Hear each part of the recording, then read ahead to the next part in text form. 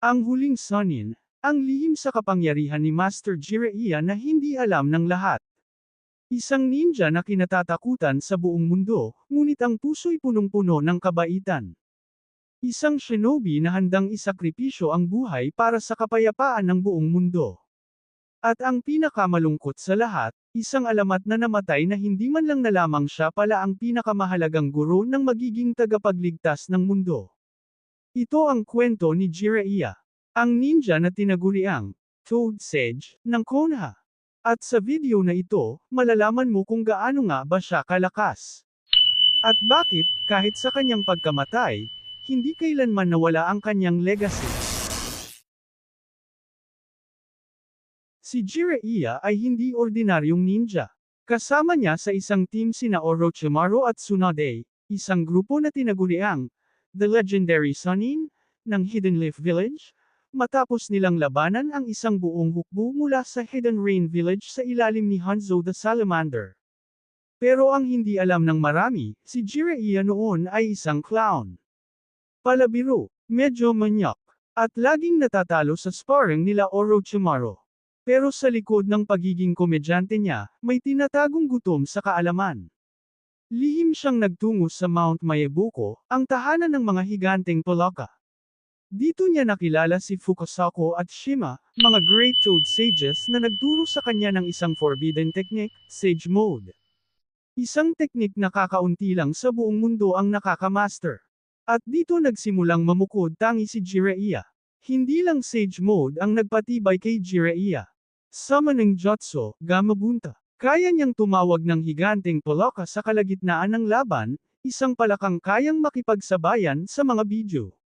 Rasengan. Siya ang isa sa mga unang nagturo kay Naruto ng Rasengan, isang jutsu na walang hand signs pero ubod ng destructive power. Hindi lang niya ito minana, siya mismo ang tumulong para maipasa ito sa susunod na henerasyon. Sage Mode. Ito ang kanyang ultimate form. Kapag naka-Sage Mode siya, tumataas ang kanyang physical abilities, sensing skills, at chakra manipulation.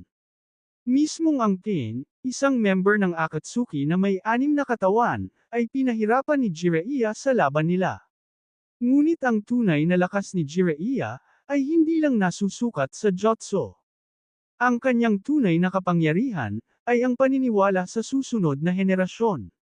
Nang tinanggap niya ang responsibilidad bilang guro ni Minato Namikaze, tinuruan niya ito hindi lang ng jutsu, kundi ng disiplina at dangal. At nang naging guro siya ni Naruto, naging gabay siya sa isang batang puno ng galit at rejection, upang maging isang bayani ng buong shinobi world. At nang malaman niya na si Pain ay si Nagato, isa sa mga estudyante niyang minahal niya noon bilang sariling anak, hindi siya umatras. Hindi siya lumaban para manalo. Lumaban siya para makakuha ng impormasyon, para maipasa ito sa Konoha.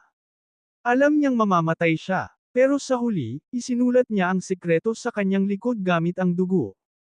At ito ang naging susi sa pagkatalo ni Pain. Maraming makapangyarihang ninja sa Naruto universe, mga may Kekkei Genkei, mga may tailed beast, o mga reincarnation ng ancient gods.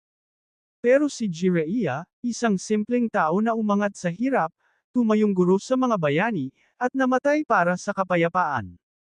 At kahit hindi siya naging Hokage, ang mga tinuruan niya ang naging dahilan kung bakit natupad ang kanyang pangarap.